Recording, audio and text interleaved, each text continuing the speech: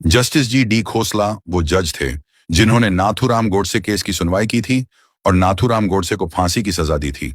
गोडसे को फांसी पर चढ़ाने के बाद जज साहब अपनी किताब the murder of Mahatma and other cases from a जजेस डायरी में पेज नंबर 305 से 6 पर लिखते हैं कि अदालत में गोडसे ने अपनी बात 5 घंटे के लंबे बयान के रूप में रखी थी, जो कि 90 पृष्ठों का था। और 5 घंटे तक लगातार बोलने के बाद जब गोडसे ने बोलना बंद किया, तब सभी सुनने वाले स्तब्ध और विचलित थे। एक गहरा सन्नाटा था। जब उसने बोलना बंद किया, महिलाओं की आंखों में आंसू थे और पुरुष भी खांसते हुए रुमाल ढूंढ रहे थे। मुझे कोई संदेह नहीं है कि यदि उस दिन अदालत में उपस्थित लोगों की झूरी बनाई जाती और लोगों को गोडसे पर फैसला देने को कहा जाता, तो उन्होंने भारी बहुमत से गोडसे को निर्दोष करार कर दिया होता। गोडसे का बयान सुनने के बाद मैं उन्हें फांसी की सजा नहीं देना चाहता था, लेकिन मैं सरकार और प्रशासन के दबाव में मजबूर था।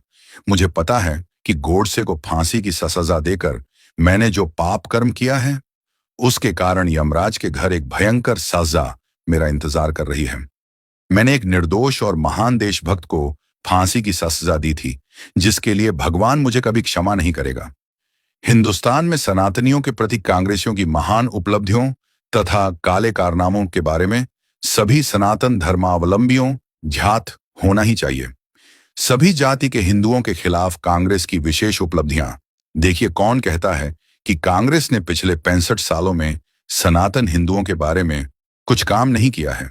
काम तो बहुत किया है, लेकिन केवल अपने मुसलमान भाइयों के लिए ही किया है। जैसे पाकिस्तान बनाया केवल मुसलमानों के लिए, बांग्लादेश बनाया केवल मुसलमानों के लिए, कश्मीर में धारा 370 लागू किया केवल मुसलमानों के लिए, अल्पसंख्यक बिल बनाया केवल मुसलमानों के लिए, मुस्लिम पर्सनल लॉ बोर्ड बनाया केवल मुसलमानों के लिए, अल्पसंख्यक मंत्रालय बनाया केवल मुसलमानों के लिए, वक्फ बोर्ड बनाया केवल मुसलमानों के लिए, अल्पसंख्यक विश्वविद्यालय बनाया केवल मुसलमानों के लिए, हिंदुस्तान का बंटवारा धार्मिक आधार पर किया केवल मुसलमानों के लिए, प्लेसेस ऑफ वर्शिप एक्ट बनाया मुसलमानों के लिए, हिंदू मंदिरों का चढ़ावा हड़पने का कानून बनाया, मुसलमानों के मदरसे चलाने के लिए हज यात्रा की सब्सिडी देने का नियम बनाया, मुसलमानों के लिए एंटी कम्युनल वायलेंस बिल संसद में पेश किया मुसलमानों के लिए।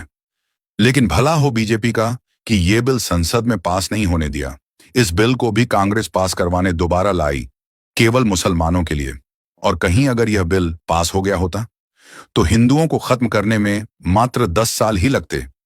अगर किसी को कोई शक शुबह हो तो गूगल पर जाकर सर्च करके पढ़ सकते हैं। देश को चुपचाप इस्लामिक देश बनाने की तैयारी थी कांग्रेसियों की, और हिंदुओं को सिर्फ आरक्षण का झुंझुना देना था, ताकि हिंदू समाज सदा बिखरा रहे और आपस में लड़ता रहे और कभी गजवाए हिंद द्वारा अपने इस्लामीकरण की साजिश को समझ ही ना पाए। हिंदुओं को दोयम दर्जे का नागरिक, सेकंड रेट सिटीजन बनाने के लिए हिंदू कोड बिल लाई, वो भी केवल मुसलमानों के लिए।